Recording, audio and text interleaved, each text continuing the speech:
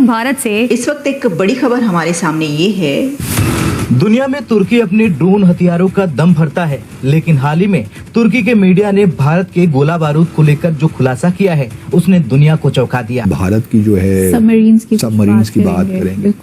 भारत देखिए, इस वक्त भारत के पास 2 न्यूक्लियर पावर्ड सबमरीन्स हैं। न्यूक्लियर पावर्ड सबमरीन का मामला ये होता है कि वो ज़्यादा अरसे तक अंदर रह सकती हैं, सबमर्ज्ड इन द सेंस कि उनको बाहर आने की ज़रूरत नहीं। बाकी भी तरीके हैं, कन्वेंशनल जो सबमरीन्स होती हैं उनके मसाइल और होते हैं, लेकिन न्यूक्लियर पावर सबमरीन एक सेकंड स्ट्राइक कैपेबिलिटी आप इसे कह सकती हैं। कोई 2 से 3-4 हफ्तों तक वो पानी के अंदर ही रह सकती हैं। ये भारत की मैरीटाइम डिफेंस के लिए एक माइलस्टोन होगा। जमहूरियत और इन सियासतदानों पर लानत भेजते हुए रिपोर्ट के मुताबिक भारत के गोला बारूद की ताकत से अजरबैजान परेशान है और आर्मेनिया भारत के हथियारों के जरिए अपनी शक्ति बढ़ा रहा। ये बात याद रखिएगा कि ये बड़ी खबर इसलिए है क्योंकि मेक इन इंडिया को ये बूस्ट दे रही है। हिंदुस्तान क्योंकि इकोनॉमिक कंडीशन इतनी अच्छी कर गया, आज दुनिया का 5वां बड़ा मुल्क बन गया इकोनॉमिकली। दुनिया टेक्नोलॉजी में बहुत तेजी से आगे जा रही है। तरसा पाकिस्तान जब दुनिया तरक्की कर रही है, इंडिया भी तरक्की कर रहा है, अफगानिस्तान भी चाइनीज इन्वेस्टमेंट लेके बैठे है, और आज हमारे मुल्क का जो पॉलिटिकल डिस्कोर्स है वो यही है कि लाशें दिखाओ, लाशें ले गए। साहब कब तक ये ऐसे चले? हम लाते हैं टॉक शोज और अनलिमिटेड एंटरटेनमेंट सिर्फ यूट्यूब पर। अगर आपने अभी तक हमारा चैनल सब्सक्राइब नहीं किया तो अभी सब्सक्राइब करें और बेल आइकॉन को क्लिक करके हमारी लेटेस्ट वीडियोस के बारे में अपडेट जानें। और उनको डिटेक्ट करना भी जरा कदरे मुश्किल होता है। तो भारत ने के पास सबमरीन एक तो देखिए ना, उन्होंने पहली जो सबमरीन उनकी बनी न्यूक्लियर, एक तो उनके पास है, अल्लाह भला करे आपका, अरिहांत। ये इन्होंने मेरे ख्याल में 2016 में ये कमीशन हुई थी। और उसके बाद जो दूसरी इनकी न्यूक्लियर पावर सबमरीन है बैलिस्टिक मिसाइल की, ये 2023 में अरिघात ये कमीशन हुई 2023 में।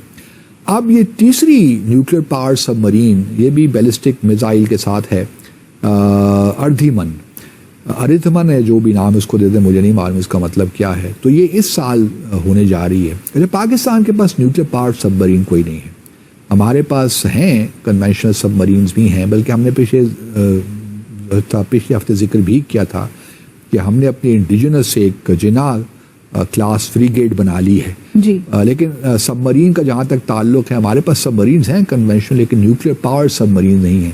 तो इस दिन में मैं देख रहा हूं कि शायद हमारी कोशिश भी हो कि हम भी न्यूक्लियर पावर सबमरीन लें, क्योंकि हालात इस इलाके में कोई अच्छे होने वाले नहीं हैं आने वाले सालों में।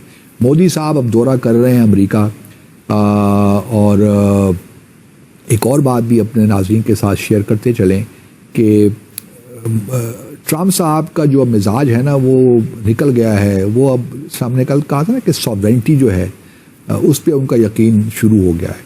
इसलिए जो G20 होने जा रही है साउथ अफ्रीका में इस साल, मुझे नहीं लगता कि प्रेसिडेंट ट्रंप उसमें जाएंगे, क्योंकि मार्को रूबियो जो फॉरेन मिनिस्टर्स की मीटिंग हुई, उन्होंने कहा मैं तो वहाँ नहीं जा रहा। क्योंकि साउथ अफ्रीका क्यों नहीं जा रहे? क्योंकि साउथ अफ्रीका इसराइल को लेकर गया था ICC में और ICJ में जी। ICJ में तो बल्कि काफ़ी बहुत बायस्ड एटीट्यूड, तो वो नाराज़ हैं। बल्कि ये भी देखिए ना कि कल ट्रम्प साहब ने तो सैंक्शंस भी लगा दिए ICC पर। उन्होंने कहा था कि यहूदियों के खिलाफ है, इसलिए मैं इस पे सैंक्शन लगा रहा हूँ। हालांकि कोई फ़र्क नहीं पड़ता, वो पहले भी कोई ICC कोई मदद नहीं दे रहे थे, या कोई वो पार्टी ही नहीं है ना रोम स्टैट्यूट के। तो दुनिया का वो कौन सा कंट्री है जिसकी इंडिया के साथ स्ट्रेटेजिक पार्टनरशिप या डिफेंस पार्टनरशिप ना हो या ट्रेड पार्टनरशिप ना हो? पाकिस्तान के अलावा तो मुझे लगता है कि दुनिया के हर कंट्री में के ही रिलेशंस, ये सब पार्टनरशिप्स इंडिया के साथ चलती रहती हैं। पूरी दुनिया में 2-4 कंट्रीज ऐसे होंगे। अच्छा, फिर ये जो साहब हैं जिनका हमने आपको बताया कि जो कि आर्मी ऑफिसर हैं, the industry of Indian defence is very effective. We are looking at the capacities offered by India as much as we are looking at the capacities of the highest countries providing equipment. ये बहुत important statement. इसकी वजह ये है कि वो कह रहे हैं कि जो इंडियन डिफेंस कैपेसिटी है वो बहुत बढ़ती जा रही है और एक उस स्टेटस हासिल कर लिया है कि जब हम देखते हैं कि मोस्ट पावरफुल कंट्रीज दुनिया की, तो उन्होंने कहा कि हम उसको भी देख रहे हैं कि उनकी तरफ से हमें क्या ऑफर है और इंडिया की तरफ से हमें क्या ऑफर है। यानी ऑलरेडी जहां से वो परचेज करते हैं इंडिया से भी परचेज करते हैं, लेकिन इस पे वो इसको कंपेयर भी कर रहे हैं। दुनिया के किसी भी बड़े कंट्री की तरफ से कहा जाना कि Indian defence is very effective, ये क्या बताता है आपको? ये आपको ये बताता है कि इंडिया ने जो अपनी डिफेंस कैपेबिलिटीज़ हैं, कैपेसिटी है, उसको बहुत बढ़ा लिया है।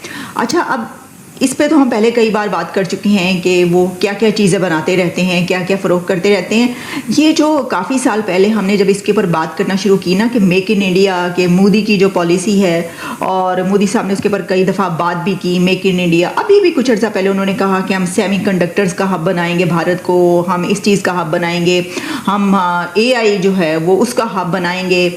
तो वो वहाँ पर जो ट्रांसफ़र ऑफ टेक्नोलॉजी है वो भी बहुत हो रहा है। देखिए ना, जब आप किसी चीज़ में कोई चीज़ बनाते हैं उसके लिए टेक्नोलॉजी का होना आपके पास ज़रूरी है। यानी अगर हम इसी तरह देखें, हम कहेंगे कि क्या पाकिस्तान की बात करें कि क्या पाकिस्तान हर चीज़ बना लेगा जो भारत बनाता है? नहीं बना सकता ना, उसके बहुत सारे एंगल्स है, बहुत ही। पाकिस्तान की तरफ तो खैर कुछ भी, वो जो आपको पता है अभी कुछ दिन पहले जो चाइना की तरफ से चाइनीज़ कंपनी ने सप्लाई किया था सामान, वहाँ पर जो इक्विपमेंट और जो भी था उसके ऊपर सैंक्शंस लग गई उन कंपनीज़ के ऊपर, चाइनीज़ कंपनीज़ के ऊपर। तो वहाँ पर तो इस तरह के भी बड़े मसाइल है ना, बहुत इश्यूज़ है। तो वो इसके ऊपर बड़ा वो कहते भी रहते हैं कि देखिए हर चीज़ की आज़ादी है भारत को, लेकिन पाकिस्तान को आज़ादी हासिल नहीं है। पाकिस्तान को तो पहले और बहुत सारी आज़ादियाँ जो हैं वो तो पहले पहुँच जाए वहाँ पर। तो मसला ये है कि कैपेबिलिटी होना भी तो ज़रूरी है। वहाँ पर तो पैसा ही नहीं है। अब पैसा ही नहीं होगा तो आप बनाएंगे क्या? टेक्नोलॉजी नहीं है। इंडिया को तो टेस्ला, एलॉन मस्क को वहाँ पर उन्होंने किस लिए इजाज़त दी है कि आप टेक्नोलॉजी ट्रांसफ़र करेंगे। दुनिया की बड़ी कंपनीज जो भारत जाती हैं उनको वहाँ पर क्यों इजाज़त दी जाती है? क्योंकि वो कहते हैं कि आप टेक्नोलॉजी ट्रांसफ़र करेंगे। वो तो टेक्नोलॉजी लेते हैं और फिर वो लोगों को वहाँ पर आने देते हैं।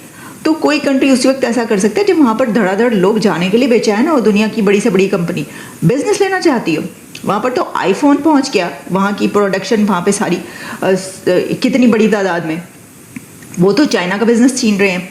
तो मेक इन इंडिया की जो पॉलिसी है ना, इसने इंडिया को बड़ा मजबूत किया है, बहुत स्ट्रॉन्ग किया है कि अपने मुल्क के अंदर ही जो है वो बना रहे हैं और अब उसको बेच भी रहे हैं। इंडिजिनस वहाँ पर देखिए इक्विपमेंट्स और जो डिफेंस सिस्टम्स हैं वो कितने तेज़ी के साथ बने, और फिर उसके बाद उन्होंने उनको धड़ल्ले से जो है वो फ़रोख्त भी करना शुरू कर दिया। हर जगह पर यही है कि जो मेजर सक्सेस इस वक्त मेक इन इंडिया की कही जा रही है। अगर हम इसको देखें, डिफेंस या ये वाला उन्होंने सिस्टम लिया, इसमें सबसे बड़ी बात ये है कि वहाँ पे मेक इन इंडिया की जो पॉलिसी है वो कैसे कामयाब हो रही है।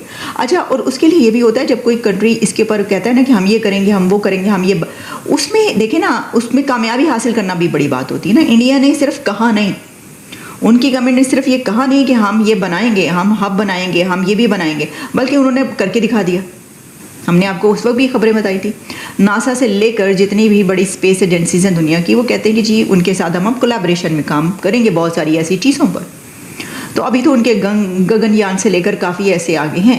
तो क्या उन्होंने सिर्फ कहा नहीं कि मून मिशन हम भेज रहे हैं, यहाँ हम भेजेंगे, यहाँ हम कोशिश कर रहे हैं, बल्कि उन्होंने करके दिखाया और कामयाब। और मेक इन इंडिया अपने मुल्क के अंदर कोई सोच सकता था? मुझे बताया ना, पाकिस्तान और इंडिया एक ही रीजन, अभी कितना एक ही टाइम में दोनों जो हैं वो आज़ाद हुए। तो आपको ये वीडियो कैसा लगा कमेंट बॉक्स में जरूर लिखिए। इस वीडियो को लाइक कीजिए, शेयर कीजिए, सब्सक्राइब करना ना भूलिए आपके चैनल EFC को। मिलते हैं अगली वीडियो में। जय हिंद।